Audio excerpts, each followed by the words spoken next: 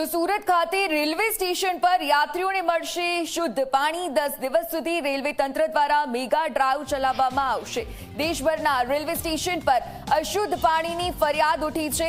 ફરિયાદના પગલે railway board અધિકારીઓને દોડતા કર્યા। પાણીની ટાંકીથી માંડીને નળ સુધી ઇન્ફેક્શન થશે, ઇન્સ્પેક્શન કરવામાં આવશે। ઇન્ફેક્શનની અનેક ફરિયાદો ઉઠી અને ત્યારબાદ હવે આ ટીમ જાગૃત થઈ છે। અયોગ્ય મશીનોને સીધા જ ભંગારમાં નાખી દેવામાં આવશે।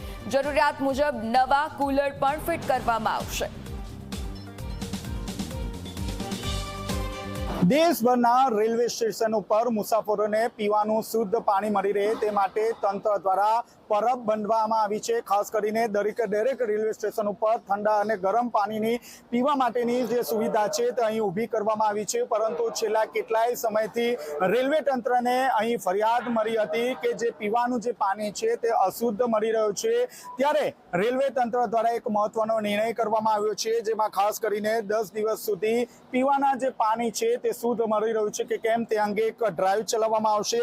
દેશભરના જે રેલવે સ્ટેશન છે તેમાં તપાસ હાથ ધરવામાં આવશે। ખાસ કરીને પાણીની ટાંકીથી માંડીને નળ સુધી તમામ પ્રકારનું જે ઇન્સ્પેક્શન છે તે કરવામાં આવશે। આ સમગ્ર જે નિર્ણય લેવાયો છે ત્યારબાદ જે બોર્ડના અધિકારીઓ છે તે દોડતા થઈ ગયા છે। અયોગ્ય જો મશીન હશે તો તાત્કાલિક ધોરણે તેને જે છે તે ભંગારમાં આપી દેવામાં આવશે। આ ઉપરાંત જરૂરિયાત મુજબ નવા કુલર પણ અહીં મૂકવામાં આવશે। આપ જોઈ શકો છો 24 કલાકની ટીમ આવી પહોંચી છે સુરત રેલવે સ્ટેશન ઉપર, જ્યાં પીવા માટે શુદ્ધ પાણીની પરબ બનાવવામાં આવી છે। પરંતુ અહીં ક્યાંક જે મુસાફરો છે તે મુસાફરો આ રીતે પાણી પીવાના બદલે કોગળા કરતા હોય છે, પાન મસાલાઓ અહીં થૂકતા હોય છે। પીવાનું શુદ્ધ પાણી અહીં મળતું હોય છે। આપ જોઈ શકો છો ઠંડા પાણીની સુવિધા લોકોને મળી રહે તે માટે રેલવે તંત્ર દ્વારા અહીં મશીન પણ મૂકવામાં આવ્યું છે। પરંતુ આ જે પાણી છે તે પાણી અશુદ્ધ હોવાની જે ફરિયાદો છે તે અલગ અલગ રેલવે સ્ટેશન ઉપર ફરિયાદ મળી હતી।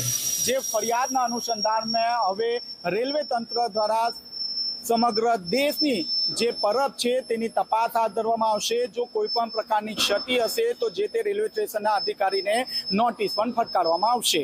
કેમેરામેન વિજય બેસાણે સાથે ચેતન પટેલ, ઝી મીડિયા, સુરત।